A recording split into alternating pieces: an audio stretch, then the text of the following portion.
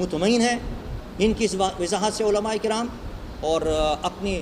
تمام مسلمان بھائیوں سے آج ہم گزارش کرتے ہیں کہ اپنی اس مسلمان بہن کی اس معذرت کو قبول فرمائیں، اور جنہوں نے کوئی احتجاج کے سلسلے شروع کیے ہیں وہ اپنے احتجاج سلسلے ختم کریں، اور اگر کسی نے کوئی FI درج کرائی ہے وہ FI واپس لیں۔ یہ مسلمان بہن جب اپنے آپ کو واضح طور پر کہہ رہی ہے کہ مجھے ایمان ہے حضور اکرم صلی اللہ علیہ وسلم کی عزت اور عظمت کے لیے اور حرمت کا جو قانون ہے اس پر میں اس کو تسلیم کرتی ہوں، تو ہمیں کوئی حق نہیں پہنچتا کہ زبردستی کسی کو ہم الزام لگائیں۔ زیادتی نہیں کرنی۔ اگر اس نے توبہ کی ہے اور اس نے وضاحت کر دی کہ میں نے ایسا کیا ہی نہیں اور میں تو سوچ بھی نہیں سکتی، اور پھر علماء اکرام خالی یہاں پر کچھ مفتی صاحبان موجود بھی نہیں ہیں، ان کی گفتگو بھی ہو گئی ہے، جو سوالات ان سے کیے اس نے سب پر وہ کیا کہ میں ایمان رکھتی ہوں سرکار کی ناموس رسالت پر اور اس قانون پر، تو اس کے بعد کوئی چیز ایسی باقی نہیں بچتی کہ ہم اس کو یہ کہیں کہ اب اس کو کوئی سزا یا کسی پریشانی کے لیے اس کو چھوڑا جائے۔ ہمارا سب سے جتنے عشاقان مصطفیٰ ہیں ان سب سے یہی درخواست ہے کہ اب چونکہ اس نے اپنا وہ تسلیم کر لیا ہے اور توبہ کر لی ہے، تو اب اس کا خیال کرنا ہم سب پر فرض ہے۔ اسلام اور اللہ اور اس کا محبوب کا فرمان بھی یہی ہے کہ جب کوئی توبہ کر لے تو پھر اس کا خیال کرنا چاہیے۔ جو پریس کانفرنس کی گئی تھی وہ عارفانہ ملا، جس کے لیے یہ تھا کہ اس نے 295C کو یا ناموس رسالت کے قانون کو کالا کہا، اور اس سلسلے میں تنظیمات اہل سنت نے حیدر چوک پر ایک پریس کانفرنس کی تھی اور انتظامیہ اور حکومت کو کی توجہ دلائی تھی اس طرف کہ اس نے جو آئین پاکستان کی بھی گستاخی کی ہے اور آقا نامدار صلی اللہ تعالی وسلم کے قانون کو کالا کہہ کر اس نے اس قانون کے لیے بھی گستاخی کی ہے۔ تو اس سلسلے میں اس نے علماء اکرام سے، مفتیان صاحبان سے رابطہ کیا اور اپنی وضاحت کی کہ میں نے اس قانون کو کالا نہیں کہا، بلکہ اس کو غلط استعمال کرنے پر، انتقامی طور پر اس کو استعمال کرنے پر کالا کہا ہے،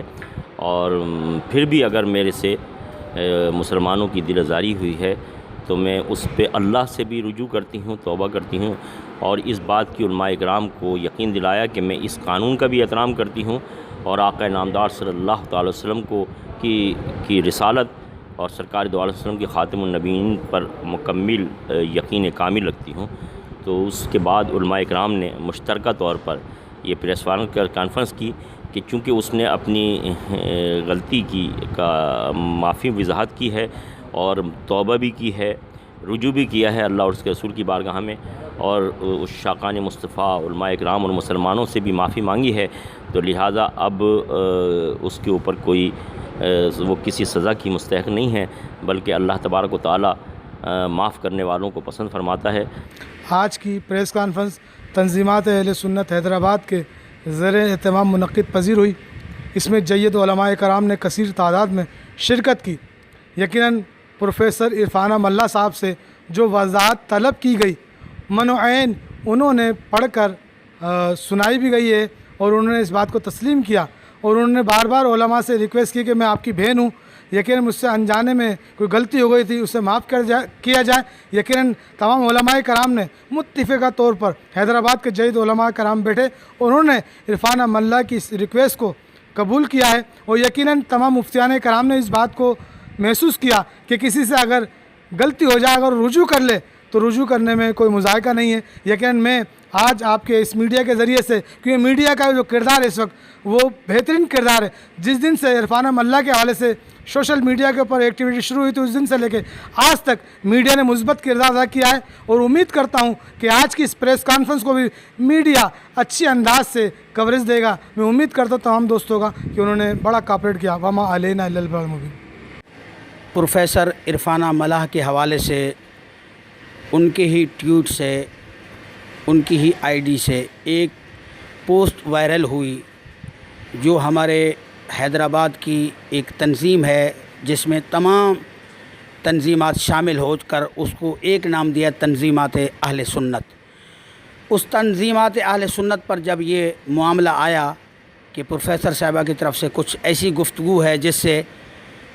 توہین رسالت کا پہلو سامنے آ رہا ہے، اس پر پھر ہمارا احتجاج بھی، علماء سے رابطے بھی، تمام تنظیمات سے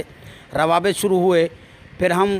کچھ بیچ میں دوست آ گئے، انتظامیہ آ گئی ڈسٹرکٹ حیدرآباد کی، مثلاً DIG صاحب، SSP صاحب، علاوہ بھی کچھ انتظامیہ،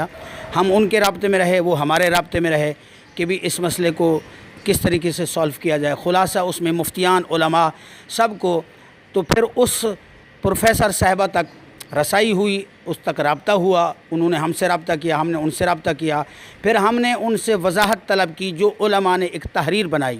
انہوں نے اپنی وضاحت طلب کی، تفصیل ہے۔ خلاصہ یہی ہے کہ اس کی وضاحت تھی، اس وضاحت پر علماء نے تحریری طور پر بھی، تقریری طور پر بھی وضاحت جب مکمل ہو گئی تو پھر علماء نے یہی کہا کہ جب وضاحت کے بعد پھر ہمیں کوئی اور کریدنا یا کوئی مطلب تہ میں نہیں جانا چاہیے، ڈیپ میں نہیں جانا